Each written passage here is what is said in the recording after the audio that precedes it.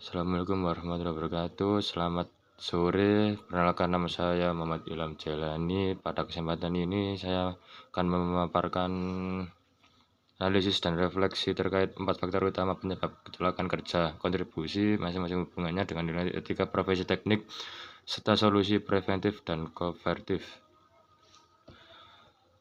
Dan di sini merupakan ada 4 faktor utama penyebab kecelakaan kerja, yaitu adalah human error atau bisa dikatakan dengan salah manusia itu sendiri.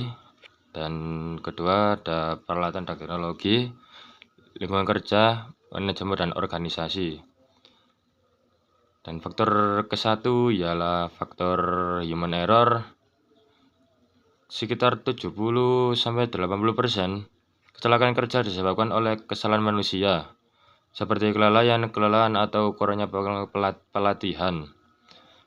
Tanggung jawab pribadi untuk menjaga keselamatan, profesionalisme dalam bekerja sesuai prosedur, dan refleksi kecelakaan akibat human error menunjukkan pentingnya integritas dan kepatuhan terhadap standar keselamatan. Faktor 2 adalah peralatan dan teknologi. Kerusakan atau desain alat yang tidak ergonomis dapat menyebabkan kecelakaan total.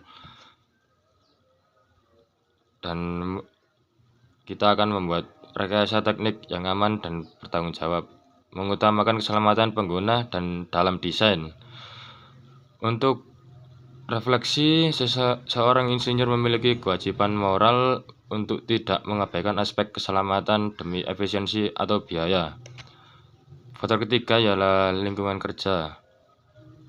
Suhu ekstrim, percayaannya buruk, dan kebisingan bisa mengganggu fokus dan menyebabkan insiden. Dan menghormati hak pekerja untuk lingkungan kerja yang aman, peduli terhadap kesehatan dan kesejahteraan orang lain. Lingkungan kerja mencerminkan nilai-nilai kemanusiaan dan tanggung jawab sosial dalam teknik. Dan faktor keempat ialah manajemen dan organisasi. Yang bisa saya katakan untuk manajemen dan organisasi ialah kebijakan yang longgar, pengawasan minim, dan tidak adanya budaya keselamatan adalah akar sistematik kecelakaan. Bagaimana cara menanggulanginya? Ialah manajemen yang etis akan memprioritaskan keselamatan bukan hanya karena kewajiban hukum, tetapi karena nilai moral. Dan etika profesi yang bisa saya simpulkan ialah akuntabilitas pimpinan terhadap keselamatan. Untuk solusi dan pencegahan perbaikan ada 6, yaitu pelatihan rutin dan evaluasi kinerja. Yang kedua, penerapan sistem manajemen keselamatan kerja atau SMK 3. Yang ketiga ialah pemeliharaan dan modernisasi peralatan. Yang keempat, audit lingkungan kerja secara berkala. Yang kelima ialah budaya keselamatan dan pelaporan terbuka tanpa sanksi. Yang keenam, yang terakhir adalah kepemimpinan yang memberi contoh etika dan kepedulian.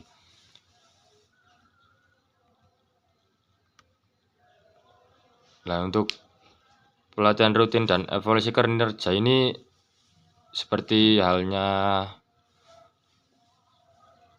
kalau kita habis bekerja dan melakukan kesalahan tersebut, kita akan melakukan evaluasi untuk kerja tersebut agar lebih baik ke depannya. Dan penerapan sistem manajemen keselamatan kerja ini sangat penting bagi para pekerja agar tidak terjadi kecelakaan. Dan pemeliharaan modernisasi peralatan ialah pandai merawat alat serta selalu mengawasi alat-alat tersebut ketika ada kerusakan maupun problematik di alatnya. Lingkungan kerja secara berkala ialah kerja sesuai jamnya dan istirahat yang cukup. Untuk budaya keselamatan pelaporan terbuka tanpa saksi itu sangat penting sekali ya buat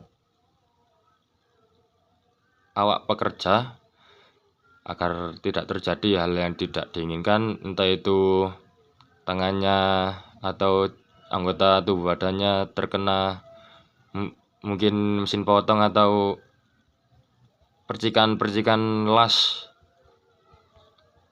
Dan kepemimpinan memberi contoh etika dan kepedulian. Ini salah satu hal penting dalam etika ketika profesi ya.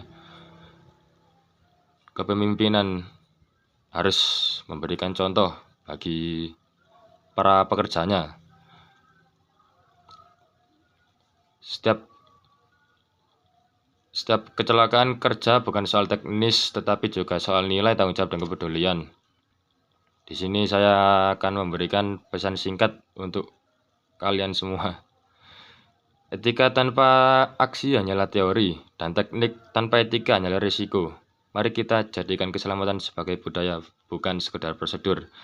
Sekian dari saya. Terima kasih telah menonton video ini. Assalamualaikum warahmatullahi wabarakatuh.